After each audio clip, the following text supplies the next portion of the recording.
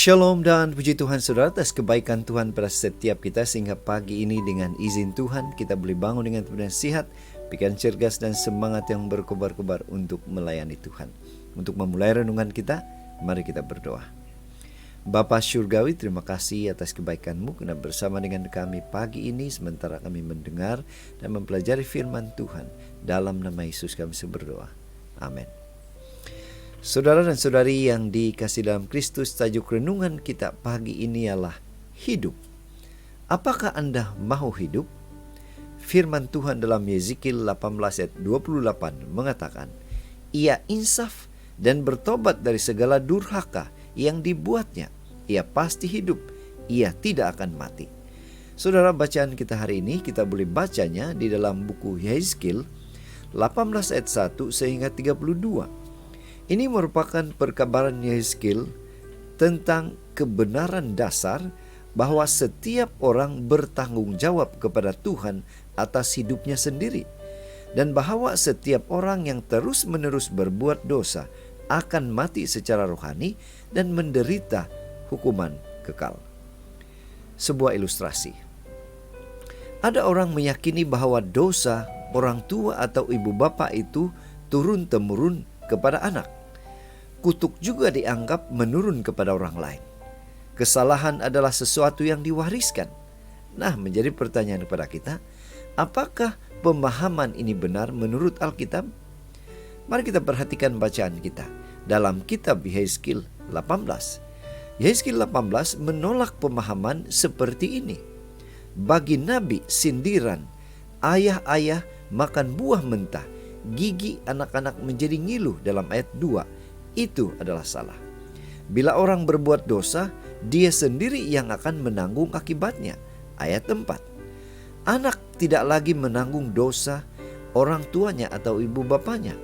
Dosa adalah urusan pribadi, bukan warisan. Ini pandangan yang cukup radikal ya pada waktu itu. Nah, apa alasannya? Semua jiwa aku punya dalam ayat 4. Maksudnya apa? Maksudnya hidup ayah maupun anak ditentukan oleh Tuhan. Hidup anak adalah urusan si anak dengan Tuhan, dan bukan sebagai akibat atau kesan dosa orang tuanya. Jadi, setiap orang berdosa harus menyadari bahagianya dan berpaling dari dosa dan memandang kepada Yesus Kristus, kepada Tuhan saja. Ayat 30 hingga 32. Yang menjadi pertanyaan, bagaimana dengan kita sekarang ini? Apa penerapan, apa pengajaran bacaan ini untuk kita? Nah, Alkitab menjelaskan masalah hukuman adalah masalah pribadi.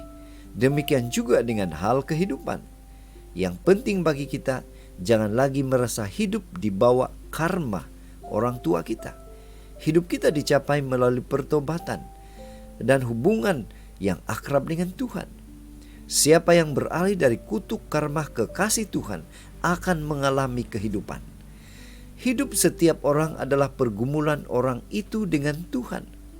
Jadi, bila seseorang ingin hidup, dia perlu mengarahkan hidupnya sendiri kepada Tuhan. Tidak boleh dia mengandalkan kekuatan atau kemampuan atau iman orang lain.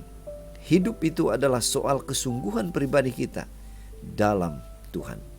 Itu sebabnya pada pagi ini mari kita ingatkan diri kita bahwa hidup kita tidak ditentukan oleh dosa atau kesalehan atau kebenaran orang lain, melainkan hubungan kita dengan Tuhan. Inilah doa dan pengharapan kita.